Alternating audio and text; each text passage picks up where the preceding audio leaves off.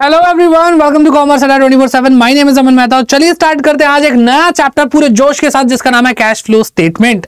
और ये चैप्टर बहुत ही ज्यादा दुखी करता है बच्चों को, तो अब हम इसको दुखी करेंगे, टेंशन मत लो। और भाई अच्छे से पढ़ो, एंड तक पढ़ो, आपको सारी चीजें समझ में आएंगी। तो ये है कैश फ्लो स्टेटमेंट का पार्ट 1। चलिए शुरू करते हैं इस क्लास को। तो सबसे पहले जान लेते हैं कैश फ्लो स्टेटमेंट होती क्या है। तो कैश फ्लो, कैश पैसा, फ्लो भाई आ रहा है पैसा, जा रहा है पैसा। पैसा तो हाथ की मैल है, आता जाता रहता है, ठीक है। तो कैश फ्लो स्टेटमेंट, कैश का आना जाना जिस स्टेटमेंट में शो किया जाए वो कैश फ्लो स्टेटमेंट होती है। ये तो हमारा नॉर्मल दिमाग हमें समझा देता है इतना शब्द पढ़ के, लेकिन थोड़ा और डिटेल में देख लेते हैं क्या होता है कैश फ्लो स्टेटमेंट, ठीक है। तो it is a statement showing changes, बात तो वही बोलेंगे जो मैंने बोली है। तो ये एक स्टेटमेंट है जो चेंजेस को शो करती है in the financial position of a business concern, business concern की फाइनेंशियल पोजीशन में ड्यूरिंग द डिफरेंट इंटरवल, अलग अलग समय अवधि पर, in terms of cash and cash equivalent. यानी कैश और कैश इक्विवेलेंट के रूप में जो भी परिवर्तन आते हैं समय समय पर, तो उससे फाइनेंशियल पोजीशन चेंज होती है। उन चेंजेस को जो स्टेटमेंट शो करते हैं उसको कैश फ्लो स्टेटमेंट बोलते हैं, ठीक है। तो अभी हमें दो वर्ड्स और मिले जो हमें समझने चाहिए, कैश और कैश इक्विवेलेंट। तो ये समझते हैं डिटेल में थोड़ा, ठीक है। तो हमें पढ़ना है कैश और कैश इक्विवेलेंट। तो कैश क्या होता है सर? जिस पे गांधी जी छपे होते हैं, वो भी ठीक है, रुको जरा। कैश का मतलब जो आपके पास कैश है, चाहे वो कोई सी भी करेंसी हो, ठीक है, बस वो वैल्यूएबल होनी चाहिए, एक्सेप्टेबल होनी चाहिए। तो कैश इन हैंड, जो मेरे पास पैसे हैं, या फिर demand deposit with the banks, banks के पास मैंने जो डिपॉजिट कर रखा है पैसा वो, और इसको डिमांड डिपॉजिट इसलिए बोलते हैं क्योंकि जब भी मैं बैंक से मांगूंगा तब मुझे मेरा बैंक पैसा दे देगा। तो इन दोनों ही चीजों को हम कैश मानते हैं। फिर बात करते हैं कैश इक्विवेलेंट की। तो कैश इक्विवेलेंट क्या है? Short term highly liquid investment. ये क्या है? Short term highly liquid. Sir ये हाईली लिक्विड क्या होती है? पानी पानी हो जाते हैं असेट, इन्वेस्टमेंट। हाईली लिक्विड का मतलब क्या है कि जो बहुत ही जल्दी कन्वर्ट होती है कैश के अंदर, ऐसी शॉर्ट टर्म इन्वेस्टमेंट को हम कैश इक्विवेलेंट बोलते हैं। That are readily convertible into known amount, जो बिल्कुल एकदम फटाक से कन्वर्ट हो जाती है बेटा एक नॉन अमाउंट में। नॉन अमाउंट का मतलब क्या है? ऐसा अमाउंट जो हमें पता हो कि भाई मैं मान लो ये पेन बेचूंगा, मुझे नहीं पता कौन कितने का लेगा, बस पैसे मिल जाए। भाई आप के हिसाब से कैश तो मैं उसको बोलता हूं 10 रुपए, तो 10 रुपए का मतलब 10 रुपए ही है, यानी इससे मैं 10 रुपए की वैल्यू कंज्यूम कर सकता हूं, तो उसी को हम कैश बोलते हैं। तो किसी को कैश के इक्वल मान लेना वो तभी पॉसिबल हो पाएगा जब हमें उससे नॉन अमाउंट मिल रहा होगा, ठीक है। And which are subject to an insignificant risk of change in value, ठीक है। और उसके ऊपर ये एक ऐसी इन्वेस्टमेंट होनी चाहिए जिसके ऊपर रिस्क नहीं होना चाहिए कि भाई उसकी वैल्यू चेंज हो जाएगी। ये मैं घर से लेके निकला था, सोने का पेन था, ये काला सोना, और मैं ये लेके निकला था, ठीक है। ये मैं लेके निकला था बेचने के लिए, और मुझे लग रहा था कि भाई ये तो 500 रुपए का बिकेगा, लेकिन पहुंचा तो कह रहे हैं भाई 300 ही मिल पाएंगे, इसकी वैल्यू गिर चुकी है। तो ऐसा कुछ नहीं होना चाहिए। तो आपकी जो चीजों को कैश के इक्विवेलेंट मतलब बराबर मानना चाहिए, तो उन्हीं एसेट्स को मानना चाहिए जिनके पास इनसिग्निफिकेंट रिस्क होता है वैल्यू चेंज का। आई बात समझ में? ओके जी। फिर बात करते हैं objectives of cash flow statement. तो कैश फ्लो स्टेटमेंट की डेफिनेशन पढ़ी, उसमें हमें समझ में आया कैश और कैश इक्विवेलेंट के अंदर जो चेंजेस होते हैं उसके चेंजेस को रिकॉर्ड करती है स्टेटमेंट, उसको कैश फ्लो स्टेटमेंट बोलते हैं।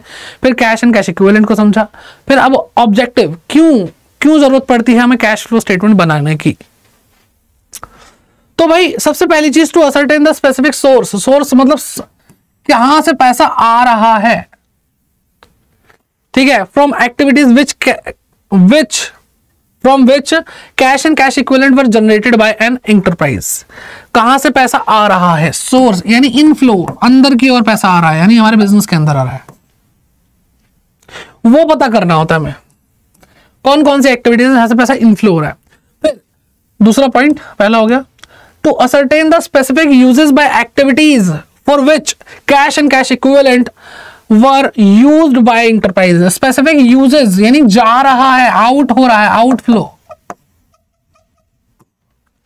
तो पैसा कहां से आ रहा है, उन सोर्सेस का पता लगाना, उनको मापना, कहां जा रहा है उन सोर्सेस का पता लगाना और उनको मापना, and to ascertain the net change, और ये आना जाना देखने के बाद हमें ये पता लगाना कि भाई कैश और कैश इक्विवेलेंट में नेट चेंज, ठीक है, कुल परिवर्तन आया कितना, indicating the difference between the sources and uses. तो जितना पैसा आया जितना पैसा गया, इन दोनों का डिफरेंस ही तो नेट चेंज है। तो ये 3 ऑब्जेक्टिव होते हैं कैश फ्लो स्टेटमेंट के, और कैश फ्लो स्टेटमेंट मोर और लेस इसी तरीके से बनती है, बस इसका फॉर्मेट अब देखना बाकी है। ठीक है, देखेंगे, रुको जरा। कैश फ्लो स्टेटमेंट की अगर हम बात करते हैं तो भाई अभी हम बात कर रहे थे कि भाई इसमें इनफ्लो आउटफ्लो अलग अलग एक्टिविटीज से, तो अब एक्टिविटीज पढ़ना है, और ये एक्टिविटीज हैं जो हमें बताई जाती हैं according to accounting standard 3 revised. तो AS3 होता है जो कैश फ्लो पे लगाया जाता है, कैश फ्लो उसके अकॉर्डिंग बनता है। Requires that the changes resulting in the inflow and outflow of the cash and cash equivalent should be classified into following 3 activities. तो जो भी इनफ्लो आउटफ्लो है वो 3 एक्टिविटीज में बांटा जाएगा, cash flow from operating activity, investing activity और financing activity. तो ये एक एक करके हमें पढ़ना, और ये जैसे जैसे आप पढ़ लेंगे आपका कैश फ्लो स्टेटमेंट पूरा पूरा खत्म हो जाएगा। ठीक है, तो ऑपरेटिंग एक्टिविटी, इन्वेस्टिंग एक्टिविटी और फाइनेंसिंग एक्टिविटीज, ये 3 एक्टिविटी हमें पढ़नी है। ठीक, अब हम सबसे पहले पहली एक्टिविटी नहीं पढ़ेंगे, उसका रीजन आपको बाद में पता चलेगा। तो सबसे पहले हम बात करते हैं cash flow from investing activities, कि भाई ये कैश फ्लो जो है वो इन्वेस्टिंग एक्टिविटी से क्या होता है। तो इन्वेस्टिंग वर्ड, इन्वेस्टिंग मतलब निवेश करना, पैसा लगाना, और जब मैं पैसा लगाता हूं तो मुझे क्या मिलता है, असेट्स मिलती हैं। तो बेसिकली देखा जाए तो जो भी हमारी असेट्स है, नॉन करंट असेट्स बेसिकली हम बात कर रहे हैं, वो हमारी इन्वेस्टमेंट है, और उससे पैसा आना जाना वो सब इन्वेस्टिंग एक्टिविटी का पार्ट बनता है। ठीक है, तो अगर मैं असेट खरीदूंगा तो भी वो इन्वेस्टिंग एक्टिविटी, असेट बेचूंगा तो भी इन्वेस्टिंग एक्टिविटी है, और अगर मैं असेट खरीदते बेचते वक्त कोई ब्रोकरेज या फिर कमीशन दूंगा तो वो भी इन्वेस्टिंग एक्टिविटी की वजह से हो रहा है। ठीक है, मैंने कोई बिल्डिंग बना डाली, वो मेरी इन्वेस्टमेंट है, उससे अगर रेंट आ रहा है तो वो मेरा क्या है, वो मेरी इन्वेस्टिंग एक्टिविटी का पार्ट बनेगा। मतलब जो भी इन्वेस्टमेंट और इन्वेस्टमेंट से होने वाले जितने भी उससे रिलेटेड खर्चे और इनकम, वो भी इन्वेस्टिंग एक्टिविटी का पार्ट बनेंगे, क्योंकि अगर वो इन्वेस्टमेंट ना होती तो वो खर्चे और इनकम भी ना होते। ठीक है, तो इस तरीके से आप समझेंगे। तो अब थोड़ा फॉर्मल लैंग्वेज में आ जाते हैं अपनी। तो investing activities are the acquisition. क्या बेटा, एक्विजिशन मतलब प्राप्त करना। प्राप्त कैसे करते हैं, खरीद करके। तो भाई ये खरीदने की बात करें, बाय करने की बात करें, तो investing activities are the acquisition and disposal. Disposal मतलब खत्म करना। खत्म कैसे होती है, जब हम सेल करते हैं। तो बाय और सेल के बारे में बात कर रहे हैं, किसकी बेटा, लॉन्ग टर्म असेट की और अदर इन्वेस्टमेंट्स की। Not included in cash and cash equivalent. मैंने आपको पहले ही बोला कि नॉन करंट असेट्स की बात हो रही है यहाँ पे। तो कैश एंड कैश इक्विवेलेंट में तो शॉर्ट टर्म आती है, यानी करंट लाइबिलिटीज बहुत ज्यादा करंट हो तो बल्कि। ठीक है, तो कैश एंड कैश इक्विवेलेंट में जो भी इन्वेस्टमेंट वगैरह आपको दिखाई दे रही है वो लॉन्ग टर्म यानी नॉन करंट नहीं है, वो शॉर्ट टर्म है, हाईली लिक्विड है। तो उसके अलावा जो अदर इन्वेस्टमेंट है उसकी बात हो रही है यहाँ पे। तो लॉन्ग टर्म असेट और अदर इन्वेस्टमेंट, उसको हम खरीद रहे हैं या बेच रहे हैं, तो उससे रिलेटेड एक्टिविटीज इन्वेस्टिंग एक्टिविटीज, जैसा कि मैंने आपको बताया। These activities include transaction involving purchase and sale of long term productive asset. Long term productive assets को हम परचेज कर रहे हैं और सेल कर रहे हैं, like land and building, machinery etcetera which are not held for resale. जिसको हम बेचने के पर्पज से नहीं खरीदते कि आज लिया तो 2 दिन बाद बेच दूंगा, नहीं। ठीक है, और साथ ही साथ मैंने आपको यहाँ पे क्या क्या बता दिया कि भाई परचेज करना, ये तो आपको यहाँ पे साफ साफ दिख ही रहा है। परचेज करना, सेल करना असेट्स को, लॉन्ग टर्म असेट्स को या इन्वेस्टमेंट को। अब इन्वेस्टमेंट तो ये भी होता है कि किसी दूसरी कंपनी के शेयर्स खरीद लिए तो वो भी इन्वेस्टमेंट है, और शेयर से मुझे डिविडेंड मिल रहा है। क्या मिल रहा है भाई, मुझे डिविडेंड मिल रहा है। तो ये किस वजह से मिला कि मैंने शेयर में इन्वेस्ट करा, तो ये भी बेटा पैसा आ रहा है ना, डिविडेंड आ रहा है, तो ये इनफ्लो है, प्लस होगा। ठीक है, मैंने कोई कमीशन दे दी इसको खरीदने के लिए, कमीशन ब्रोकरेज, तो बेटा पैसा जा रहा है, माइनस होगा। तो इससे रिलेटेड जितने भी एक्सपेंस इनकम है सब बेटा यहाँ पे याद रख लेना कि वो इन्वेस्टिंग एक्टिविटी का ही पार्ट बनेंगे। फिर अगले पॉइंट को हम पढ़ते हैं, वो है फाइनेंसिंग एक्टिविटी। अगली एक्टिविटी हमारी फाइनेंसिंग। फाइनेंस, हम अपने बिजनेस को फाइनेंस कर रहे हैं यार, फाइनेंस की बहुत जरूरत है यार, मेरा फाइनेंस खराब है। क्या मतलब है फाइनेंस का? पैसा नहीं है भाई, यानी फंड रेजिंग की बात हो रही है, कंपनी के फाइनेंस की बात हो रही है कि फंड्स कहां से आ रहा है, फंड्स कैसे वापस कर रहे हैं। जैसे कंपनी शेयर इशू करती है तो शेयर इशू करती है तो पब्लिक से पैसा लेती है, तो वो फाइनेंसिंग एक्टिविटी है, तो वहां से फंड्स आ रहे हैं। फिर अगर वो शेयर्स ले रही है तो उसके बदले कुछ तो देना पड़ेगा पब्लिक को, डिविडेंड देना पड़ेगा उनका पैसा यूज करने के लिए, डिविडेंड दोगे। डिबेंचर इशू कर दिए, उसके बदले पैसा ले लिया, उसके बदले आप क्या दोगे पब्लिक को? इंटरेस्ट दोगे। आपने बैंक से लोन ले लिया, ये भी फाइनेंसिंग एक्टिविटी है, तो अब आप क्या करोगे बेटा? उनको इंटरेस्ट दोगे। समझ में आ रही है बात? तो देखो डिविडेंड रिसीव हो रहा है तो हमने इन्वेस्टमेंट करी है, तो वो इन्वेस्टिंग एक्टिविटी का पार्ट है। लेकिन अगर हम फाइनेंसिंग की बात करते हैं तो यहाँ पे हमने शेयर्स इशू करे हैं, हमारे लोग शेयर खरीदते हैं तो हमें डिविडेंड देना पड़ रहा है, ये फाइनेंसिंग एक्टिविटी का पार्ट है। तो बहुत चालाकी से देखना, समझना अच्छे से। तो these are the activities which result in change in the size and composition of the owners capital and borrowings. तो दो चीजें यहां पे इंक्लूड करी क्योंकि दोनों से ही फंड्स आते हैं। क्या कि भाई चेंज कर रहे हैं, किस में चेंज आ रहा है? साइज में चेंज आ रहा है या फिर कॉम्पोजिशन में चेंज आ रहा है? किसकी? ओनर के कैपिटल की या बोरोविंग की? ओनर की कैपिटल क्या बेटा? Equity share, preference share. Borrowings क्या है बेटा? डिबेंचर्स है, बैंक लोन है। तो आप पहले आपके बिजनेस में जो कैपिटल और बोरोविंग लगी हुई थी वो 4 लाख की थी। अब आपने और लोन लिया और शेयर इशू करे तो आपकी जो कैपिटल या बोरोविंग मिला करके जो आपके पास फंड्स हैं वो 10 लाख रुपए के हैं। दैट मींस हमने साइज इंक्रीज करा, तो चेंज इन साइज पढ़ते हैं हम। कॉम्पोजिशन की बात करते हैं कि 4 लाख रुपए मिला करके हमारे पास ओनर की कैपिटल थी और हमारे पास बोरोविंग्स थी, जिसमें से ओनर की कैपिटल 3 लाख थी और बोरोविंग हमने 1 लाख की करी थी। अब मैंने क्या करा? मैंने डिबेंचर जो हमारे क्या कहते हैं शेयर्स थे, प्रेफरेंस शेयर थे, उनको रिडीम कर दिया। उनको बोला भाई हमारे शेयर वापस दे दो, अपना पैसा ले लो, जाओ। ठीक है। और मैंने 1 लाख रुपए के जो प्रेफरेंस शेयर थे उनको मैंने वापस पैसा दे दिया और अपने शेयर लेकर कैंसिल कर दिए। तो 3 लाख की जो कैपिटल थी, ओनर की जो कैपिटल थी वो अब 2 लाख की रह गई और बोरोविंग 1 लाख की थी, तो मैंने 1 लाख का लोन ले लिया बैंक से, तो अब 2 लाख की बोरोविंग हो गई। तो अब बेटा इससे क्या हुआ? है तो अभी भी 4 लाख रुपए, लेकिन पहले 3 लाख रुपए आपके ओनर की कैपिटल के थे और 1 लाख रुपए बोरोविंग थी। अब जैसे हमने ये चेंजेस किए तो आपके जो ओनर की कैपिटल है वो भी 2 लाख रुपए है और आपके जो बोरोविंग्स हैं वो भी 2 लाख रुपए। तो कॉम्पोजिशन यानी बनावट बदल गई। तो ये सारी चीजें फाइनेंसिंग एक्टिविटी का पार्ट बनती हैं। अब शेयर इशू करूंगा तो पैसा मिलेगा, इनफ्लो है। शेयर रिडीम करूंगा तो पैसा जा रहा है, आउटफ्लो है। ठीक है। डिविडेंड पे कर रहा हूं, इंटरेस्ट पे कर रहा हूं, वो सारे एक्सपेंसेस है। लोन ले रहा हूं वो मेरे लिए क्या है बेटा? वो मेरे लिए इनफ्लो है, पैसा आ रहा है।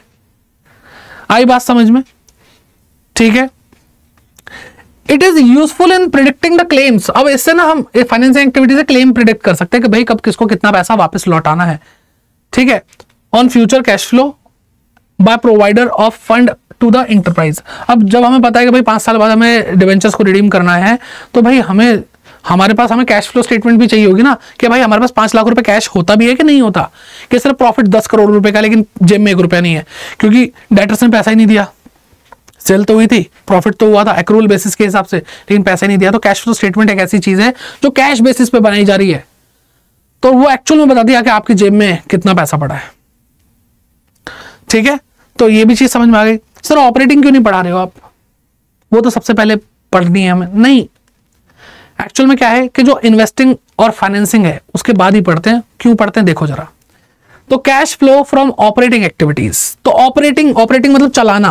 किसको चलाते हैं हम? बिजनेस को चलाते हैं। तो बिजनेस को चलाते वक्त जो भी एक्टिविटीज करते हैं और उसमें जो भी पैसा आता जाता है वो यहां पे आता है कि हम जो भी एक्टिविटी कर रहे हैं बिजनेस को चलाने के लिए, सेल कर रहे हैं, परचेज कर रहे हैं, वो सारी चीजें क्या है बेटा? वो ऑपरेटिंग एक्टिविटी है। तो इन सबसे पैसा आ रहा है, जा रहा है, वो यहां पे आएगा। तो operating activities are the principal revenue producing activities. ये वो एक्टिविटीज हैं जो प्रिंसिपल रेवेन्यू जनरेट करने में, प्रोड्यूस करने में हमारी मदद करती हैं। तो अगर भाई मैं बोलूं कि मैंने परचेज किया 1 लाख का सामान, गुड्स परचेज किया, क्यों करे? ताकि उसको बेचकर भी प्रॉफिट कमा सको। तो अल्टीमेटली हम प्रिंसिपल रेवेन्यू यानी सेल निकालना चाह रहे हैं, ठीक है। उससे रिलेटेड जो भी एक्टिविटी है वो क्या है बेटा, ऑपरेटिंग एक्टिविटी है, ठीक है। और इसके बाद बहुत इंपॉर्टेंट पॉइंट जो आपको रास खोल के देगा कि हमने ऑपरेटिंग एक्टिविटी लास्ट में क्यों पढ़ी, other activities that are not investing और फाइनेंसिंग एक्टिविटीज। तो कई एक्टिविटीज हैं जो इन्वेस्टिंग भी नहीं होती और फाइनेंसिंग भी नहीं होती, चेक कर लिया हमने, तो अब कहां जाए बेचारी, तो उसको ऑपरेटिंग में ही इंक्लूड करते हैं। इसलिए मैंने आपको एंड में बताया ताकि आपको ये तो पता चले इन्वेस्टिंग और फाइनेंसिंग होती क्या है, समझ में आ रही बात। तो उसके बाद जो बाकी बचती हैं वो ऑपरेटिंग में ही डाल देते हैं। आई होप यहां तक आपको चीजें समझ में आ गई। अब ये जब 3 एक्टिविटीज हैं, इन्हीं को तो हमें कैश फ्लो स्टेटमेंट में न्यूमेरिकली सॉल्व करना है, तो इसके भी मेथड्स हैं। तो जो ऑपरेटिंग एक्टिविटी है भाई, ऑपरेटिंग एक्टिविटी के लिए डायरेक्ट मेथड होता है, ठीक है, और इनडायरेक्ट मेथड होता है।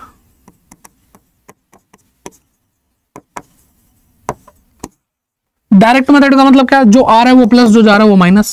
सेल हुई तो प्लस, परचेज किया तो माइनस, पैसा जा रहा है ना उससे, ठीक है। सैलरी दी तो माइनस, ठीक है। कमीशन मिली तो प्लस।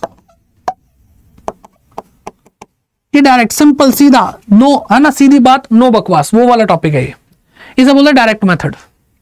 इनडायरेक्ट मेथड क्या होता है, इनडायरेक्ट मेथड में पहले हम प्रॉफिट एंड लॉस का प्रॉफिट लेते हैं, ठीक है। स्टार्ट करते हैं हम कहां से बेटा, start with balance of SPL, statement of profit and loss. फिर उसको ये जो भी आपका क्या कहते हैं प्रॉफिट होता है, इसके अंदर तो ऑपरेटिंग, नॉन ऑपरेटिंग यानी फाइनेंसिंग, इन्वेस्टिंग सारी चीजें ऐड होती हैं, और नॉन कैश भी ऐड होती है, डेप्रिसिएशन माइनस होता है। अब डेप्रिसिएशन माइनस हो रखा है तो आप मुझे एक बात बताओ, क्या उसके लिए पेमेंट हुई या नहीं हुई है, और पेमेंट नहीं हुई तो कैश गया नहीं, कैश गया नहीं तो माइनस क्यों कर रखी है, हम कैश फ्लो स्टेटमेंट बना रहे हैं तो उसको ऐड बैक करते हैं।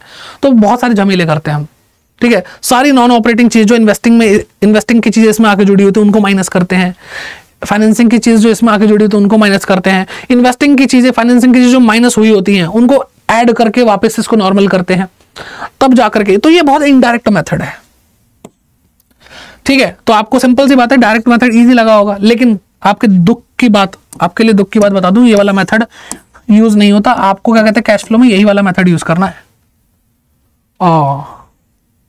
क्या करें अब, कोई बात नहीं, खुशखबरी, इन्वेस्टिंग एक्टिविटी के लिए डायरेक्ट मेथड ही होता है, इनडायरेक्ट नहीं होता। तो डायरेक्ट मेथड यहां लगाएंगे, यानी जो आ रहा है वो प्लस, जो जा रहा है वो माइनस, सिंपल। और फाइनेंसिंग एक्टिविटी में भी डायरेक्ट मेथड ही लगाएंगे, ठीक है। और मैं आपको बता दूं इसमें बहुत बड़ा मतलब खेल है, सारा मेन काम किसका, ऑपरेटिंग एक्टिविटी है। जिसको ऑपरेटिंग एक्टिविटी आ गई वो आधी से ज्यादा जंग जीत चुका है कैश फ्लो स्टेटमेंट की, ठीक है। तो इसलिए ऑपरेटिंग एक्टिविटी बहुत ढंग से अच्छे से पढ़नी है। और यहाँ पे तो सीधी सीधी बातें हैं, असेट खरीदी तो ऐड, असेट बेची तो असेट खरीदी तो माइनस, पैसा जा रहा है, और असेट बेची तो पैसा आ रहा है तो ऐड कर देंगे। तो ये इन्वेस्टिंग और फाइनेंसिंग में टेंशन नहीं है, हमें ऑपरेटिंग पढ़नी है, ऑपरेटिंग बहुत अच्छे से पढ़नी है, और वो अगले पार्ट में पढ़ेंगे। तो आई होप आपको यहाँ तक तो अच्छे से समझ में आ गया होगा, ठीक है। तो भाई पूरी प्लेलिस्ट आपके लिए वैसे तैयार हो चुकी है। अगर आपको 1 शॉट वीडियोस देखनी है क्लास 12th के लिए, सब कुछ पढ़ा चुके हैं भाई, सब कुछ पढ़ा चुके हैं, ठीक है। जो भी चैप्टर आपके क्लास 12th का आने वाला है वो सब क्या कहते हैं पूरी प्लेलिस्ट तैयार है। Checkout playlist for complete account syllabus on commerce Adda 24/7, ठीक है। और बाकी भाई हमारे साथ अगर आपको CUT की तैयारी भी करनी साथ साथ 12th क्लास के, तो आपके लिए समर्थ 2.0 बैच आ चुका है।